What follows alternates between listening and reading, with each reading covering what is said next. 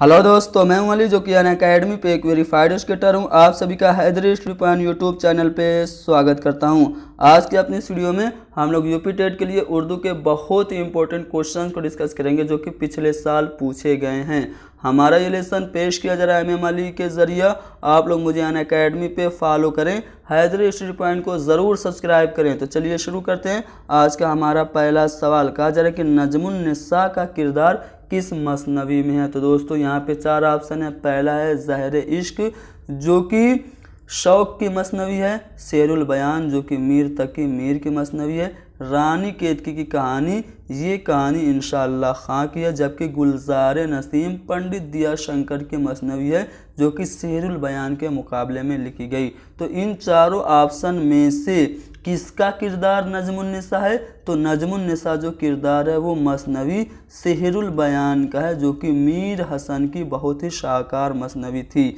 अगला सवाल ये है कि उर्दूए मुअल्ला किस नौयत की किताब है? क्या ये अफसाना खतूत का मजमुआ या फिर तारीख़ी किताब है? तो दोस्तों उर्दूए मुअल्ला की बात करें और एवद हिंदी की बात करें तो ये दोनों खतूत के मजमूए हैं। किसके खतूत के मजमूए हैं? तो मिर्ज़ा गालिब के खतूत के मजमूए हैं उर्दूए मुअल्ला और एवद हिंदी। अतः हम कह सकते हैं कि उर्दूए मुअल्ला जो है वो खतूत का मजमुआ है। अगला सवाल यह है कि हाल ही की मिंदरजा झेल तसानीफ में से किसका ताल्लुक सवाने निगारी से नहीं है? सबसे पहले हम लोग ये फाइंड आउट कर लेते हैं कि इन चारों ऑप्शन में से कौन कौन सी किताब सवाने निगारी हैं। तो दोस्तों हाल ही की बहुत ही मशहूर किताब है हयात सादी, ये सवाने निगारी है शेख सादी की। जबकि यादगार गालिब जो है ये भी सवाने निगारी है किसकी?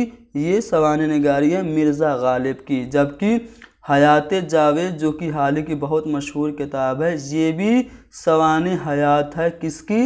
ये सवाने हयात है सर सैयद अहमद खां की। यानी कि हयात सादी, यादगार गालिब और हयात जावेद ये तीनों सवाने निगारी हैं। जबकि यहाँ पे जो दूसरा वाला ऑप्शन है मुकद्दमा शेर व शायरी ये सवाने निगारी नहीं है बल्कि ये एक तनकीदी किताब है। अगला सवाल यह है कि तमन्नाओं में उलझाया गया हूँ, खिलौने दे के बहलाया गया हूँ, ये जो शेर है वो किसका है? तो दोस्तों ये शेर शाद अजीमाबादी का है। अगला सवाल यह है कि उर्दू का इब्तिदाई ज़माना ये जो किताब है जो कि लिसानियात की किताब है इसके मुसन्निफ़ कौन है? तो दोस्तों उर्दू का इब्तिदाई ज़माना के मुसन्निफ़ शम्सुर रहमान फ़ारूकी हैं। अगला सवाल यह है कि आमद किस सिनफ़ शायरी का एक जुज़ है? दोस्तों आमद की बात करें, चेहरा की बात करें, बैन की, रुखसत, शहादत की, तो ये सभी जो अज्जाए तरकीबी हैं वो मरसिया के अज्जाए तरकीबी हैं। मरसिया जो है वो लफ्ज़ रेसा से बना है जिसका माना है रोना पीटना, यानी कि किसी की मौत पर इजहार अफसोस करना मरसिया कहलाता है। आजकल मरसिया मशहूर है इमाम हुसैन अलैहिस्सलाम और उनकी असहाब की शहादत पर शायरी और नौहा ख़ानी करने के लिए। अगला सवाल यह है कि सिनफ़ गज़ल को किस अदीब ने उर्दू शायरी की आबरू का? दोस्तों गज़ल की बहुत तनकीद हुई, इसकी बहुत मजम्मत की गई। किसी को गज़ल में संडास की बदबू नज़र आई, किसी ने गज़ल को नीम वैसी सिनफ़ सुकन कहा, किसी ने कहा कि गज़ल की गर्दन बेतकल्लुफ़ी से उड़ा देनी चाहिए। लेकिन यहाँ पे रशीद अहमद सिद्दीकी हैं जिन्होंने गज़ल की तारीफ़ करते हुए कहा कि गज़ल उर्दू शायरी की आबरू है। यानी कि ये जो कोटेशन है कि गज़ल उर्दू शायरी की आबरू है, ये कोटेशन ये कौल रशीद अहमद सिद्दीकी का है। अगला सवाल है कि ड्रामा रुस्तम सोहराब किसकी तख्लीक है? तो दोस्तों ड्रामा रुस्तम सोहराब ये तख्लीक है आगा हश्र काश्मीरी की। आगा हश्र काश्मीरी को उर्दू का शेक्सपियर कहा जाता है। अगला सवाल यह है कि मजाज का असली नाम क्या था? तो दोस्तों इनका असली नाम असरारुल हक मजाज था, जिन्होंने एक बहुत ही मशहूर नज़्म लिखी जिसका नाम है नज़रे अलीगढ़। ये अलीगढ़ यूनिवर्सिटी के एक स्टूडेंट थे। अगला सवाल ये है कि अल फ़ारूक के मुसन्निफ़ कौन है? दोस्तों अल फ़ारूक के जो मुसन्निफ़ हैं वो शिबली नोमानी है। शिबली नोमानी ने अल फ़ारूक के अलावा अल मामून और मुआज़ना अनीसो दबीर जैसी किताबें भी लिखीं। अगला सवाल यह है कि बागे दरा कि पहली नज़्म कौन सी। दोस्तों बाग़े दरा जो है वो एक नज़्मों का मजमूआ है जो कि अल्लामा इकबाल का है। इसकी जो पहली नज़्म है वो हिमालय है।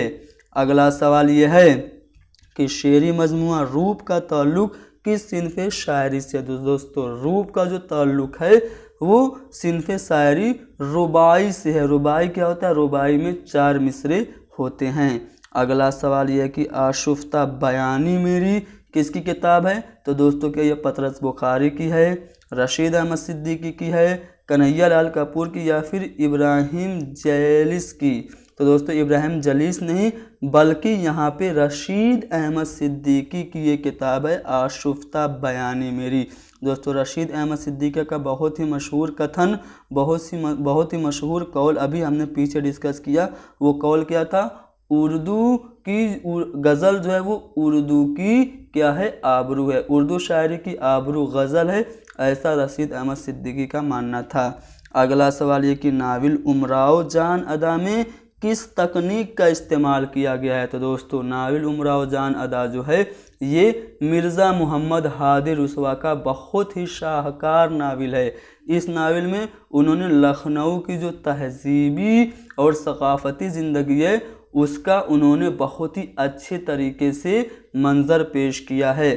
इस नाविल में यानी कि नाविल उमराव जान अदा में जो तकनीक इस्तेमाल की गई वो फ्लैश बैक की तकनीक थी। यानी कि जो नाविल की हीरोइन होती है उमराव जान अदा वो सोचती है और सोच के अपने किस्से को बताती है। जैसे फिल्मों में फ्लैश बैक होता है वैसे ही पहली बार उमराव जान अदा में फ्लैश बैक तकनीक इस्तेमाल की गई थी। अगला सवाल कि मंदरजा झेल में से किसे ज्ञानपीठ अवार्ड नहीं मिला। तो सबसे पहले ये जान लेते हैं कि किस किस उर्दू के शायर को ज्ञानपीठ अवार्ड मिला। तो फिराक गोरखपुरी को ज्ञानपीठ अवार्ड मिला, कुरतुल ऐन हैदर को और अली सरदार जाफरी को। इन तीनों लोगों को ज्ञानपीठ अवार्ड मिला। जबकि यहाँ पे जो चौथा ऑप्शन है बशीर बद्र, इनको ज्ञानपीठ अवार्ड नहीं मिला था।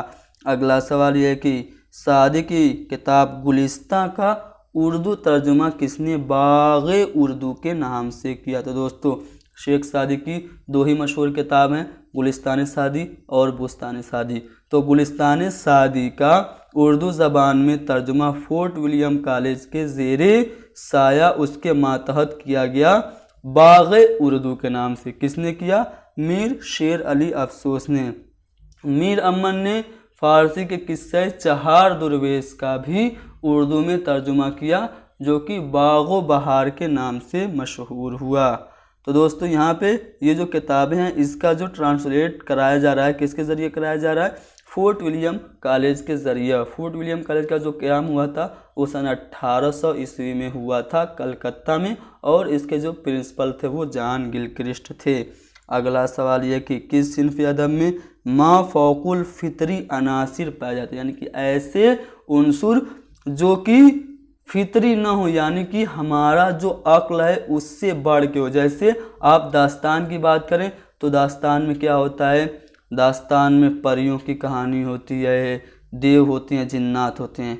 तो ये जो हैं ऐसे उनसुर हैं जो कि फितरत से बिल्कुल ऊपर हैं। तो ऐसी सिन्फ़े अदब जिसमें मा फ़ौकुल फ़ितरी अनासिर पाए जाते हैं वो दास्तान होती है जो कि बहुत ही लंबी भी होती है। अगला सवाल कि इंशाइया झींगर का जनाजा ये किसकी तख्लीक है।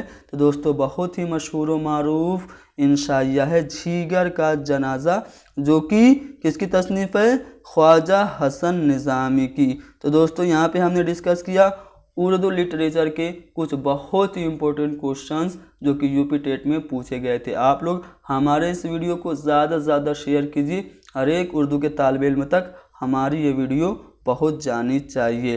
Thank you very much.